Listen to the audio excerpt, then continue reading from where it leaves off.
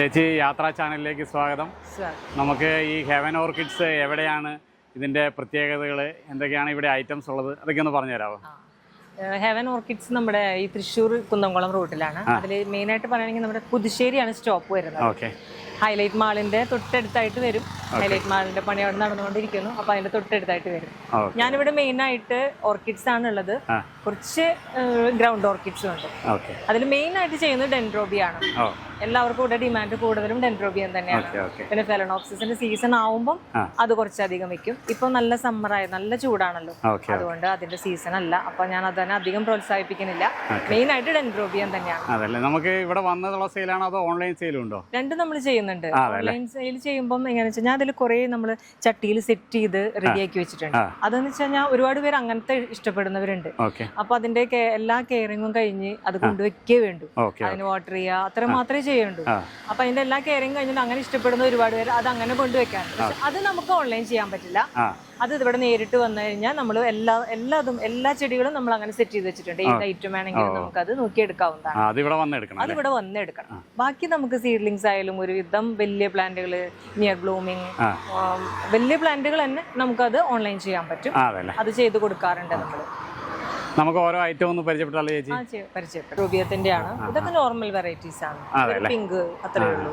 ഇത് എല്ലായിടത്തും കാണുന്ന ഒരു വെറൈറ്റി ആണ്. എല്ലായിടത്തും കോമൺ ആയിട്ട് ഉണ്ടാവുന്നതാണ്. പക്ഷെ നല്ല ഭംഗിയുള്ള പൂവാണല്ലേ ഈ ബൊക്കയിലൊക്കെ കാണുന്നത്? ഓർക്കിഡ് എല്ലാം നല്ല ഭംഗിയുള്ളത്. അതില് ചിലവർക്ക് ചില വെറൈറ്റിനോട് കുറെ ഇഷ്ടം ഉണ്ടായിരിക്കും. ഇതൊരു ആന്റിലോപ്പാണ്. ഇതെന്ന് വെച്ചാൽ ഉണ്ടായി കഴിഞ്ഞ പൂക്കൾ ഒരു 4 മാസം, ഇപ്പൊ ഇത് 4 മാസം കഴിഞ്ഞ് ഉണ്ടായിട്ട്. അപ്പൊ ഇതില് ഈ ഒരു ഷൂട്ടില് 5 ബഡ് ഉണ്ടായിരുന്നു. അത് കഴിയുമ്പോഴേക്കും നെക്സ്റ്റ് ഷൂട്ട് വന്നു. അതിലൊരു 7 സ്പൈക്കാണ് അടുത്തത് വന്നിട്ടുള്ളത്. അപ്പൊ ഇത് കൊഴിഞ്ഞു പോകുമ്പോഴേക്കും അടുത്തത് വിരിയും. ഇതിൽ എപ്പോഴും എല്ലാ ടൈമും ഇതൊരു ഫ്ലവർ ഉണ്ടായിക്കൊണ്ടിരിക്കും.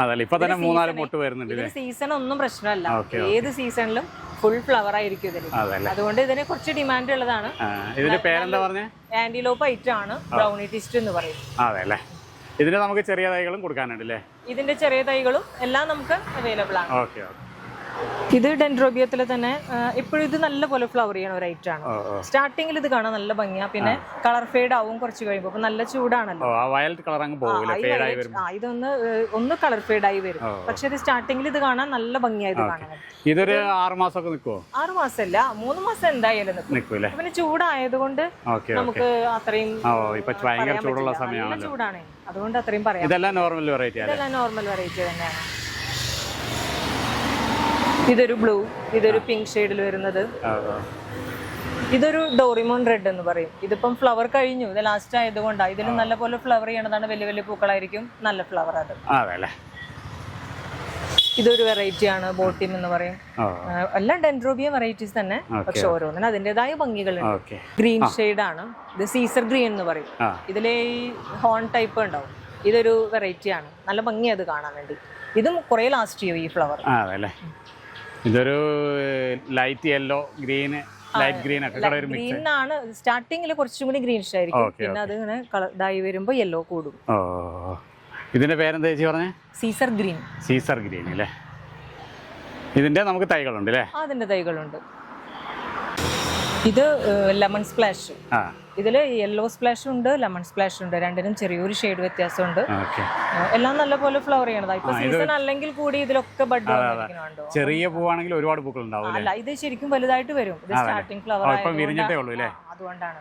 വലിപ്പമുള്ള പൂക്കൾ തന്നെയാണ്.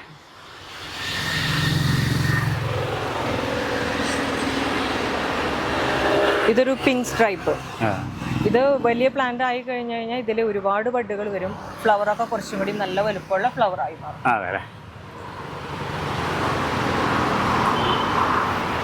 ഇതെല്ലാം നോർമൽ വെറൈറ്റി, എല്ലാം പിങ്ക് ഷെയ്ഡിൽ വരുന്നതാണ്.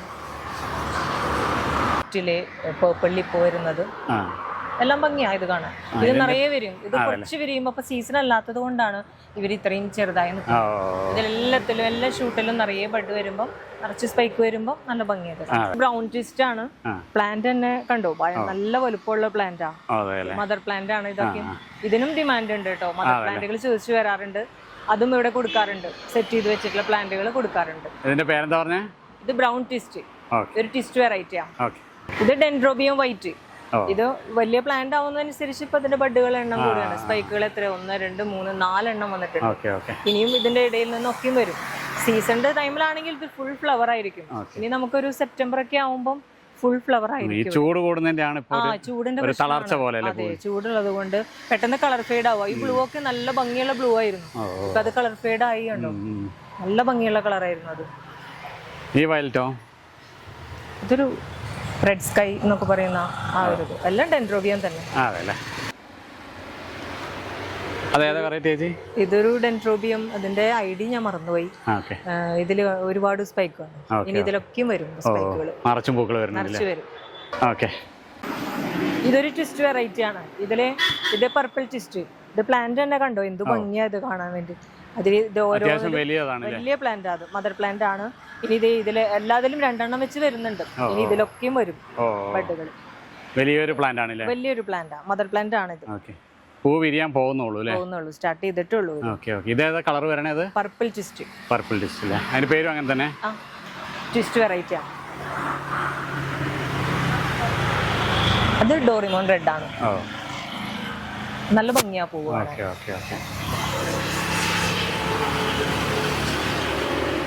ഇതോ? അത് പിങ്ക് ഷെയ്ഡ് സാധാ ഡെൻഡ്രോബിയാണ്. ഇതൊരു മ്യൂട്ടേറ്റ്. ഇത് ഇത്രയേ വിരിഞ്ഞു വരുള്ളൂ. ഇതിന്റെ പർപ്പിൾ കളർ യെല്ലോന്റെ ഇടയിൽ അതൊരു ഭംഗിയാണ്. അതിന് മ്യൂട്ടേറ്റ് എന്ന പേര് അതിന്റെ. ഇതോ? ഈ ഒരു മെറൂൺ, അത് റെഡ് സ്കൈലൊക്കെ വരുന്ന ഒരു ടൈപ്പാണ്. നല്ല ഇതും ഒരു ട്വിസ്റ്റിൽ പെട്ടുന്ന ഒരു ടൈപ്പാണിത്. ഡാർക്ക് ഷെയ്ഡ് വരുന്ന റെഡ് ടൗൺ ഡെൻഡ്രോബിയം തന്നെ. ഡാർക്ക് ഷെയ്ഡ് അത്. ഇതൊരു ആന്റിലോപ്പ് തന്നെയാണ്. ഇത് ഒരുപാട് നാൾ നിൽക്കും. ആന്റിലോപ്പിന്റെ വെച്ചാൽ ഒരു 4 മാസം എന്തായാലും ഈ ഫ്ലവർ ഒരു കേടും കൂടാതെ. ഇതിന്റെ ഹോൺ പോലെ വന്ന് അതിനിങ്ങനെ ഒരു ട്വിസ്റ്റ് ഉണ്ടാവും, പിരിഞ്ഞിങ്ങനെ ഇരിക്കും. അതാണ് ആന്റിലോപ്പിന്റെ. ഫ്ലവറും കൂടുതലുണ്ടാവും. സീസൺ അല്ലാത്തത് കൊണ്ട് നമുക്ക് കുറച്ച് കുറവ് വന്നിട്ടുള്ളൂ. ഇനി ഇവിടുന്ന് അങ്ങോട്ട് ചൂടൊന്ന് കുറഞ്ഞു കഴിഞ്ഞാൽ നല്ല പോലെ ഉണ്ടാവും ഫ്ലവർ ചെയ്ത്. യെല്ലോ പാരറ്റ് ആണ് ഇത്. ഇതിന്റെ ഷേപ്പ് തന്നെ ഒരു വ്യത്യാസമുണ്ട്. യെല്ലോയിഷ് കളറും ഉണ്ട്. അതിന്റെ ഹോൺ പോലെ 2 എണ്ണം ഇങ്ങനെ നിൽക്കുന്നത് കണ്ടോ.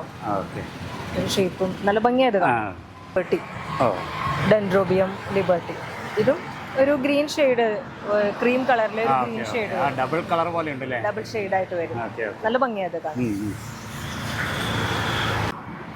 ഇത് ഫെലനോപ്സിസ് ആണ്. ഇത് ഞാൻ വുഡിൽ മൗണ്ട് ചെയ്തിട്ടുള്ളതാണ്. സീസൺ അല്ല എങ്കിലും കൂടി ഇതിനൊക്കെ ഫ്ലവർ ഉണ്ട്. ഇനി ഇത് നിൽക്കുന്ന ഇതിലൊക്കെയും ബഡ് വരും. അങ്ങനെ കുറെ ഞാൻ വുഡിൽ മൗണ്ട് ചെയ്ത് സെറ്റ് ചെയ്തിരിക്കുന്നത്. അങ്ങനെയും നമ്മൾ സെയിൽ ചെയ്യാറുണ്ട്. പിന്നെ കോണിൽ നമ്മൾ സെറ്റ് ചെയ്തിട്ടുണ്ട്. അത് ചിലവർ ചെറിയ വിലക്കുള്ള ഓർക്കിഡ്, ഞങ്ങൾക്കും ഓർക്കിഡ് വളർത്തണം എന്ന് ആഗ്രഹിച്ചു വരുമ്പോൾ അവർക്കും കൊടുക്കണം. നമുക്ക് കുറച്ച് റേറ്റ് ഉള്ളത് കൊണ്ട് ഇതാവുമ്പോൾ നല്ല ചീപ്പ് റേറ്റിൽ അവർക്കും വളർത്താൻ പറ്റും. അപ്പൊ അവർക്ക് ബഡുള്ള ഫ്ലവർ ഉള്ളതാണ് അവർ ചോദിക്കുക. അപ്പൊ അതുകൊണ്ട് അവർക്കും കൂടിയിട്ടുള്ളതാണ് ഈ കോണിൽ നമ്മൾ സെറ്റ് ചെയ്തിട്ടുണ്ട്.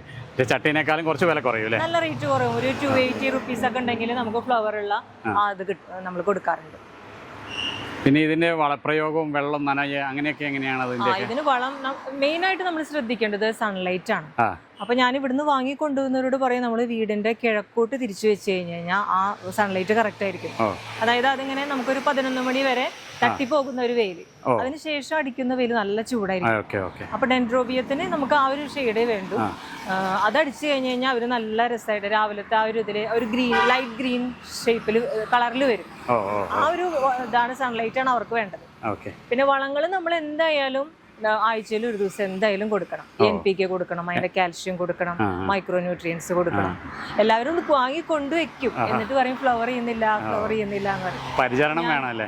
അത് നമ്മള് ശരിക്കും അതിനൊരു നമുക്കൊന്നൊരു ഓർഡർ വരാനുണ്ട്. അതായി കഴിഞ്ഞാൽ നമ്മൾ ഓട്ടോമാറ്റിക്കലി നമ്മൾ ഒന്ന് വളം കൊടുക്കേണ്ട ദിവസമാണല്ലോ, നമ്മൾ അതങ്ങനെ കൊടുത്തു തരണം.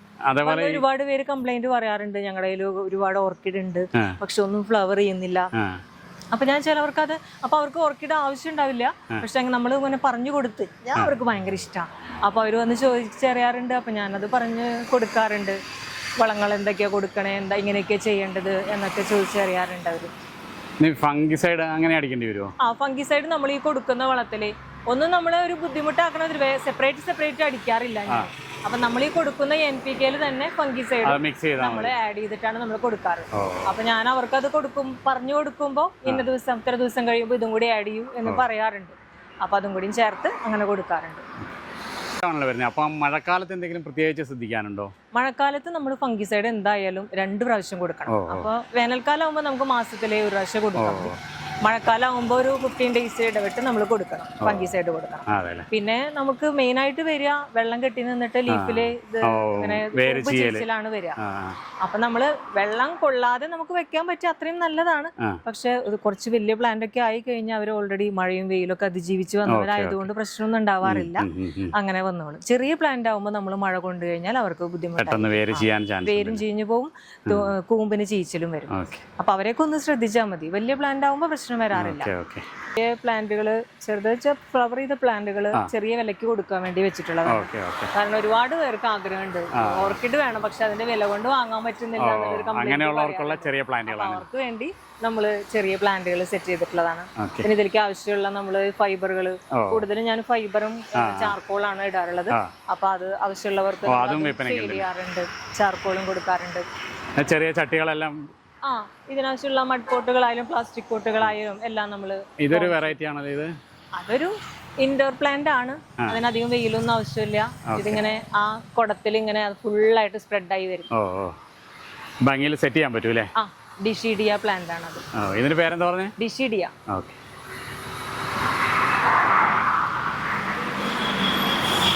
ഇതൊക്കെ കോണായിട്ട് സെറ്റ് ചെയ്തിരിക്കുന്നല്ലേ? ഇതൊക്കെ കോൺ നമുക്ക് ചെറിയ വിലക്ക് കൊടുക്കാൻ വേണ്ടിയിട്ട്. ഇതൊക്കെ ബഡ്ജറ്റ് വരുന്ന സമയമായി തുടങ്ങി. അപ്പം നമുക്ക് ചെറിയ വിലക്ക് ഫ്ലവറോട് കൂടി നമുക്ക് കൊടുക്കാൻ പറ്റും. അങ്ങനെ ഇവിടെ മുഴുവനും നമ്മൾ ഈ ഇതിൽ മുഴുവൻ സെറ്റ് ചെയ്തിട്ടുണ്ട്.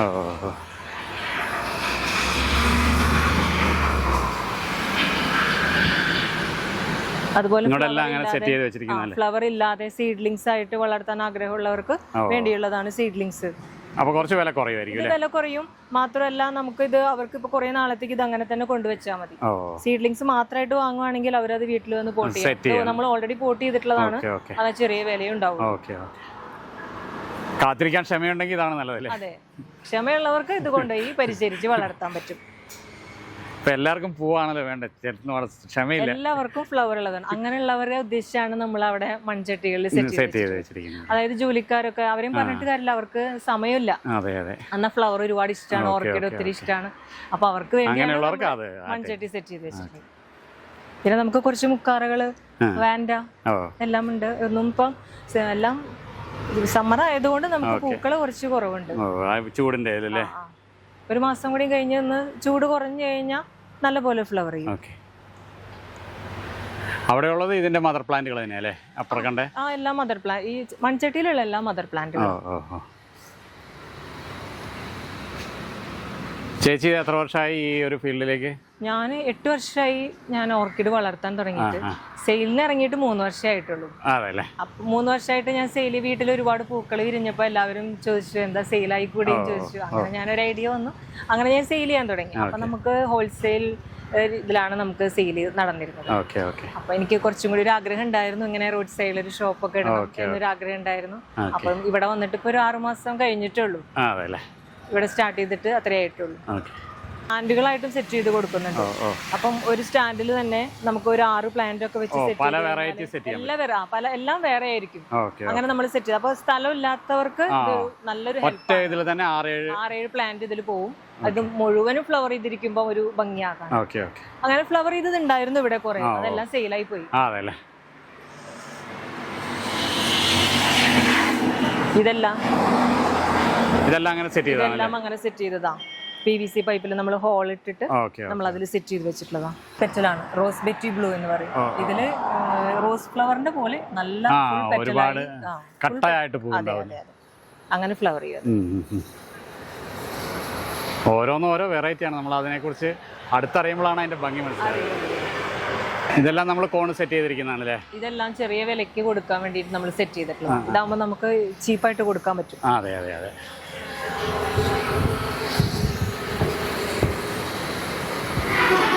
ചേച്ചി ഇത്രയും തിരക്കേറിയ സമയത്തും നമുക്ക് യാത്രാ ചാനലിന് വേണ്ടി ഇത് കാര്യങ്ങളെല്ലാം വിശദമായി പറഞ്ഞു തന്നതിന് ഒരുപാട് നന്ദി.